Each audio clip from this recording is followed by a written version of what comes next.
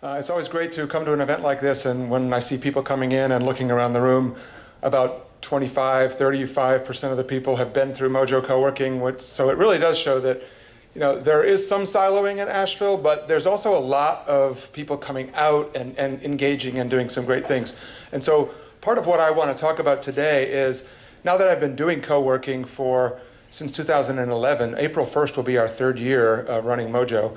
I'd like to talk a little bit kind of about the philosophy about why I think it works and why it's going to continue to work and why Asheville is really poised to help do much more of this and really engage our community. So let's begin. There we go. So I'm going to start with collision. The title of the presentation is Collision, Creativity, and CoWorking. And if you think about collisions, Robin talked about this thing that they're doing called the collider, and we've heard several people mention collision. If you think about the universe and you think about all these what maybe seem like static objects spinning around in space, the reality is they're moving at super high speeds, and there's lots of them. There are planets, there are asteroids, there are meteors, there are galaxies, there are nebulae, and they are moving around like crazy. It's the natural way of the universe is to collide. And we don't often think about that because it works on an epochal time frame, so we don't see them all happening, thankfully.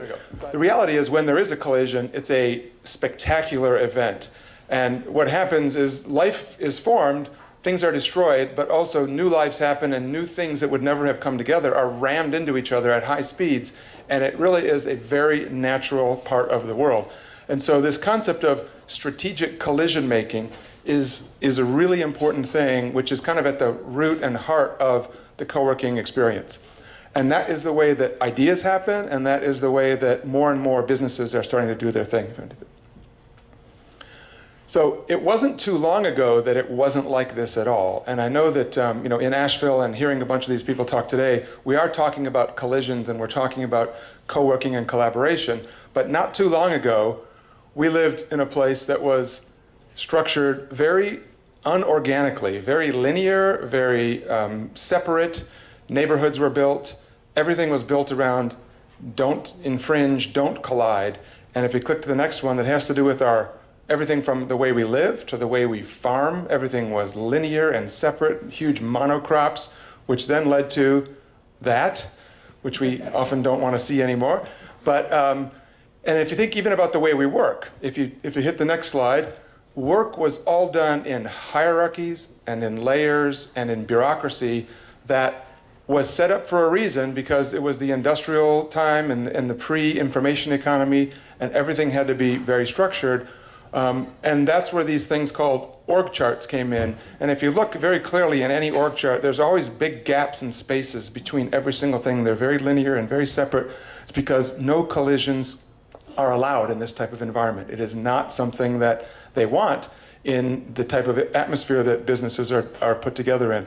I'd like to give you a real life example about how this happened in my career and how it's kind of brought me forward to rethink and why Mojo CoWorking even started. So the first example, well, the only example, I guess, is prior to coming here, I was the head of marketing for the Cartoon Network. And this is going back a few years because it started back in 1992, 93. I joined in 95. And when I joined there, Cartoon Network, there was 3 people in marketing, 4 people in programming, 1 person in PR, a couple of lawyers, and some animators. And if you click the next slide, this is what our office kind of looked like graphically. We were in a very small space, a third the size of this room, everybody on top of each other. People smelled, there was drawings all over everything, and it was amazingly successful because you couldn't turn left or right and not be talking to somebody in a different department who had a different idea, and the time frame between the idea and it getting on the air was minutes. In a sense. So what happened was we were so good that this network was created and took off, and they said, we're going to build everybody a really nice building. And it looks like this. Go back. Oh, sorry, no, go ahead. And this was our floor. We had an entire floor now at Cartoon Network. It was like 50,000 square feet. And every department was separated. And so all the senior executives were as completely far apart as possible. They thought it was great. Let's put everybody in the corner office and keep them as far away from each other as possible, with giant hallways and big walls in between. So we never saw anybody in any of the other departments until somebody called a meeting, and it was the downfall. It began the downfall. So click one more. That's what the hallways look like after we combine. Just like somebody said, let's throw a Jetsons robot up there and it'll be cool. But you can see there's no life. It was tall cubicles and everything was separate. And if we click ahead one more, what's happened now is, if you heard of Adult Swim? Anybody heard of Adult Swim? Yeah, so what they did is they said, we are ruining ourselves. Let's go back. They went actually back. They left the campus of Turner and they went across the street to the William Street building, which is where WTBS started when Ted Turner first had it. It was laying in shambles. They all moved in and they put themselves exactly back the way we were in 1995. And if you click the next slide, you'll see what comes out of that, which is bionic chainsaw pogo gorillas. But point being that they are making some amazing stuff because of the structure that they formed their workplace in. And you can go ahead. But the great news is, it does happen in Asheville. Asheville is one of the strongest things about this city, is that there is a lot of people on the streets, a lot of people in coffee shops, a lot of people in events like this, and there is collisions, and it's happening. And Asheville is very tolerant of different diversities, and it's very tolerant of new ideas. And frankly, we don't have a lot of the money to make the ideas happen. We get great ideas, but we need to find ways of growing those ideas, and groups like this are what makes that happen.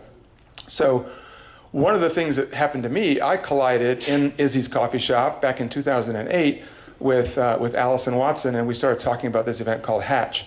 And Hatch was some people know of it, it was a multidisciplinary weekend of amazing collaborations and creativity that happened 3 times, 2009, 2010, 2011. It was some of the most fun that I've ever had. And one of the things that I realized during that time was, why can't this happen all day, every day, instead of just one time a year in this really intense time window? And so what happened was, so there was a lot of collisions in Hatch, and it was all these different disciplines. The part of frequency is what happened. So how do we make sure that these things happen more frequently?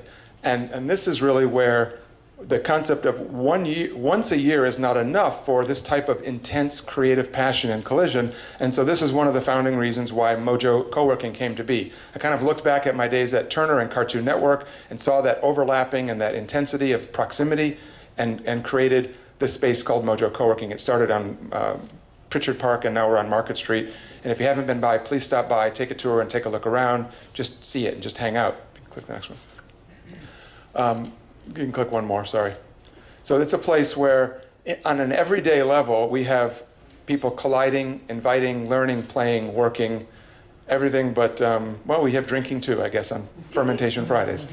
Okay, but why is this working? And one of the reasons why it's working is, this is kind of more in the business world, but the reality is that the future of our economy, whether we're talking about Asheville or anywhere else in the United States for that matter, it's about the growth of small business. And the future of small business is really dependent on the ability to adapt quickly, on the fly, through chaos. Go ahead. And how do we make that easier? Is that we collaborate and we connect and we shorten the time lag between ideas and action. And the way that happens is through proximity. And these, by the way, these photos that I've just been putting up are all different co-working spaces that I've been to or have associations with. This one is in London. They did an outdoor pop-up co-working space. But the energy that happens in close proximity with disparate people thinking about different things and bumping into each other is what makes co-working and ideas work overall. And that's why co-working is actually growing so rapidly. This is a map from 2013. 400% annual growth in the number of co-working spaces around the world. The United States leads as a country with, that number is probably now over 1,100 at the last count, but it's continuing to grow. Go ahead. In the last year, 4.5 new co-working spaces have opened up every single day. So it's a pretty strong trend to grow. Go ahead. There's been a lot of organizations built to actually network with other co-working spaces. So Lexi is the League of Extraordinary Co-working Spaces, which I love the name. Mojo was invented to be a member of that league. So any member of Mojo Co-working, if they travel to New York, LA, Boston, Austin, anywhere basically in a big city, they can go work for free at our partner co-working spaces, which is one of the benefits that we offer. There's a new one called CoShare that's starting. And there's a lot of reasons for this. You can go ahead, Ty. This is a statistic from the Bureau of Labor or something or other. By 2020, 65 million Americans will be freelancers, temps, independent workers, or solopreneurs, which is about 40% of the workplace. A lot of businesses are seeing this. A lot of companies are downsizing their corporate offices. AT&T, when I had a meeting with them a while back, they said that they have something like 20 million square feet of office space currently. In the next 5 years, they will be reducing their office space holdings to 5 million square feet. So those people are going home to work, and what that means is in the 3 months or shorter, depending on their personality, they're going to get bored stiff, and they're going to have to go to a co-working space to actually get engaged socially and be functional. Go ahead. Now, there's also some bottom-up reasons. Social media and Wi-Fi have completely affected the way we can do business. Younger workers, the millennial generation, are moving through with a great swath of energy, and they want personal access to information in real time. They don't want any doors, they don't want any walls, they want to work when they want to work, and it's a non-hierarchical way. You want one more time? There you go. And the interesting thing is that some companies are actually seeing this, and instead of letting and closing down, they're changing the way their offices work.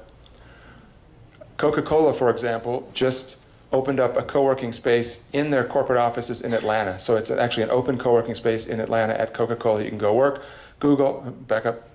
Google, on the right, they did a 7-story place in London called the Campus. It's not even for their employees. It's for some of their employees, but it's for any people in London. And what's smart about that is that now Google engineers, who may be somewhat isolated, can go out and intermingle with all the other companies that are doing new technological ideas, and they get first sight. And then the top left is Las Vegas. Tony Hsieh from Zappos is building an entire city called the downtown something. Oh, go ahead. So the question for us is, where do we go from here? I just have a couple more slides. And I think after having now lived here in Asheville for 5 years, having done Mojo for 3 years, that the potential is here. There's a lot of ideas that have been floated around, but I think where we go from here is that we need to create this thing that I envision called the Apple Store for ideas. And just to put an idea in your head is that we need 100,000 square feet that is makerspace, co-working space, art galleries, fab labs, every single thing that is part of these movements that we're all talking about, all in one roof, potentially a public-private kind of consortium to make it work, because it does need funding, it does need some kind of a development action, but it can become a showcase for ideas, and it can put Asheville on the map. So if we want to change our community and our economy from being something that's more dedicated to tourism and the service industries and maybe the second home income, if we want to create an economy that's thriving based on young new companies that are going to be the future of our economy, then we need to take steps to do that. We need to put fiber in our city everywhere. We need to become a place that has the resources, a laboratory that the world can come and look at. And now people, instead of passing through Asheville and maybe stopping to go see one of the tourist attractions, could actually stop and plant their roots here because we have something like this. If you click the slide, we have strategic collision making 24/7. So let's think about this. One more slide. We have a building, but let's forget the building that might exist, because we can do all this in any building downtown, but we have a space on the river, lots of space on the river, that, you can go ahead one more. Let's think out of the box. Let's not just think about taking in a building and trying to retrofit something. Let's take some land that we have and let's build this idea. Let's figure out what the resources we need. Let's do it so that it looks great, it feels great, it all works great. And I'll leave you all with this one quote from Daniel Burnham, which basically says, and this is the way I always think, make no little plans. They have no magic to stir men's blood, and probably themselves will not be realized. Make big plans, aim high, hope and in work. So I thank you for your time, and let's get together and make this happen.